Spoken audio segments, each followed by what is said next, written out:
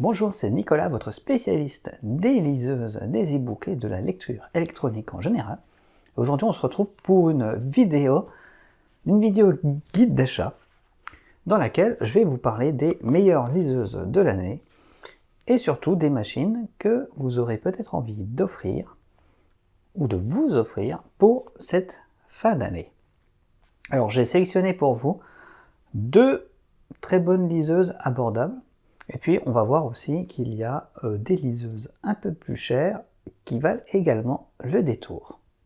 Alors, on commence par mes deux liseuses préférées de cette année.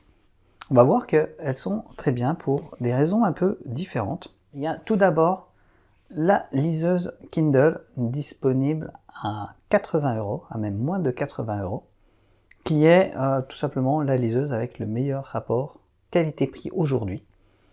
Elle n'est pas chère, elle fonctionne bien, elle est rapide.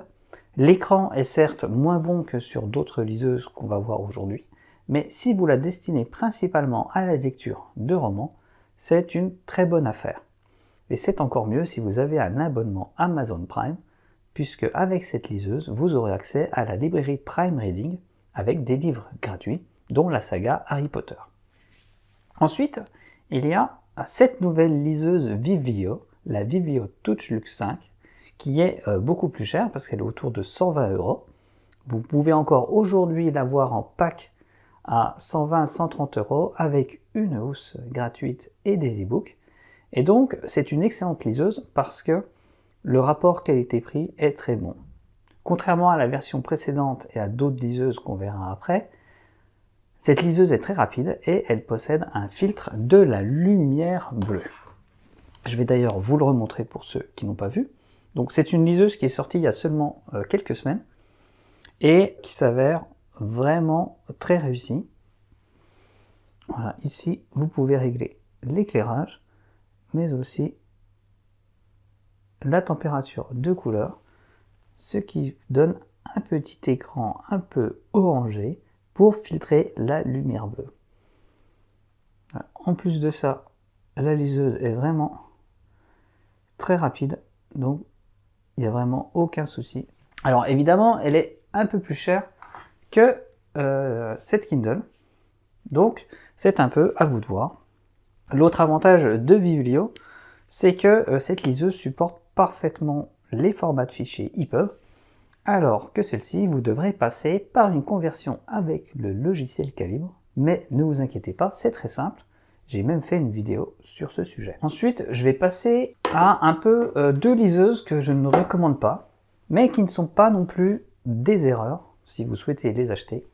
Il y a tout d'abord la Bookin Saga, qui est une liseuse un peu vieillissante, qui a été remplacée aujourd'hui par les Bookin Diva et Diva HD, que je ne possède pas, mais qui sont des liseuses tout à fait valables. Donc si vous souhaitez soutenir une entreprise française, n'hésitez pas à acheter une liseuse Bookin ou une liseuse Viblio.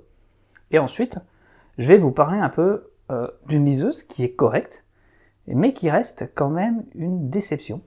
C'est la toute dernière Kobo Nia. Voilà. Donc cette liseuse est disponible à moins de 100 €, ce qui est quand même un bon prix, mais malheureusement, elle s'avère extrêmement lente à l'usage, et donc je la recommande pas vraiment, parce que voilà, elle est très très lente.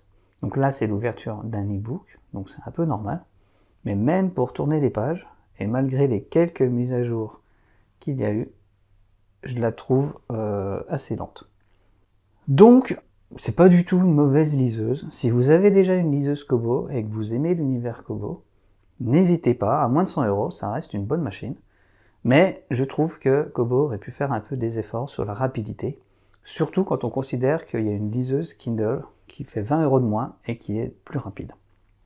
Voilà, donc une bonne petite liseuse, mais je pense que Viblio a mieux travaillé à ce niveau. Ensuite, dans les bonnes liseuses, vraiment bonnes liseuses, il y a deux liseuses que je vais vous recommander, qui sont plus chères, mais qui valent vraiment le coup. Donc celles-là, je ne les ai pas en ma possession. Il y a tout d'abord la Kobo Libra H2O, qui est une liseuse avec un écran un peu plus grand de 7 pouces. Elle est aussi un peu plus chère. Elle est étanche comme la Kindle Paperwhite, qui est aussi une bonne liseuse.